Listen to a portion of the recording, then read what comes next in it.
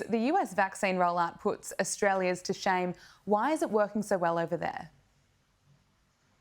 Well, I think it's President Biden's leadership, but also the organization behind that. And he put it all together with his assistance to get people on the ground to, in fact, put a lot of federal money into establishing neighborhood clinics and to just engage churches and other groups involved to get involved in this. And this has been a tremendous boost. And I think it's the organization that's responsible for it.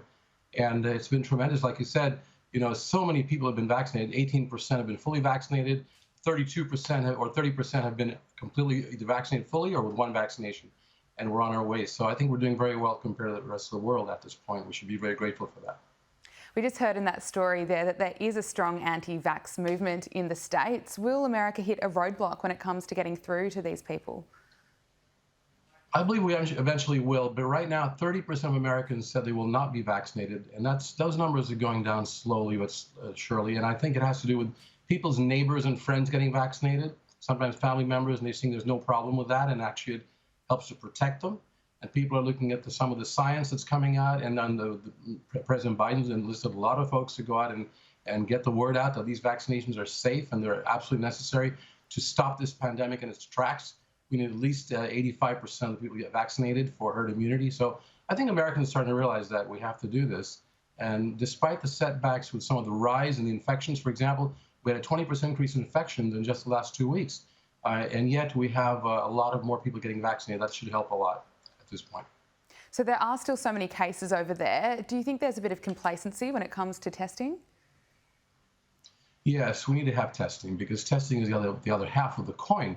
With testing, we know who is still infected, the rates of infection, and where to target the actual therapy vaccinations. When you know where people are infected, you know how to go there and focus on those states or those regions, those counties. But without testing, and we're flying blind, and unfortunately, with the vaccination had begun, some of the testing part has dropped off a bit, and that needs to be picked up again.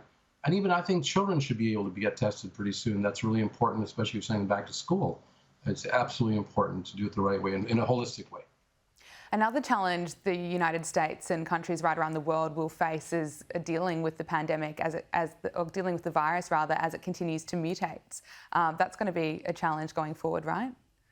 The variants are a real challenge, and we just heard there's been another variant, this time from India. We started off in California, Northern California.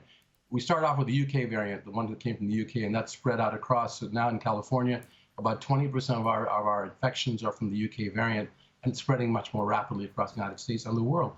So these variants, the Brazilian variant, the South African one, these are all in a race for time against our vaccination efforts. There's a competition going on between the variants and the vaccinations. That's why it's so important to get more vaccinations done.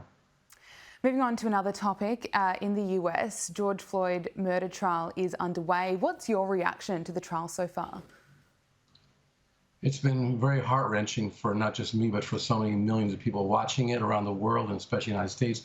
Today is the anniversary of Dr. Martin Luther King's assassination, his death, April 4th, 1968.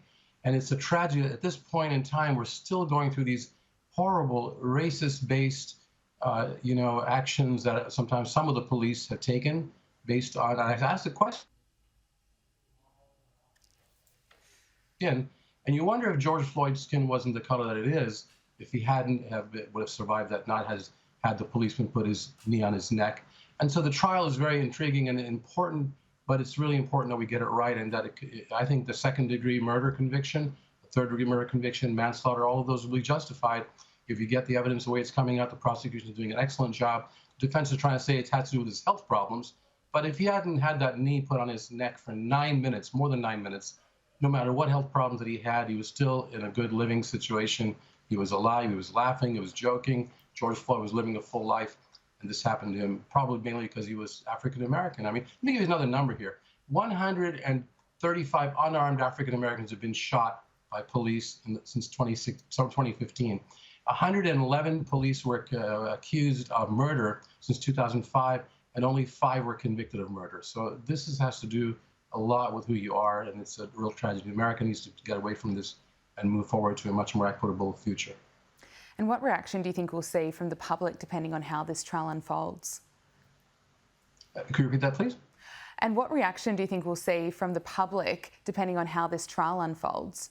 Oh, it's going to be tremendous one way or the other. I mean, if this policeman does not receive his, the murder charge conviction, it's going to be a tremendous reaction, and we don't know what could explode, or hopefully things won't explode, but it's going to be a tremendous amount of anger and frustration on the part of the African American community, other communities of color as well.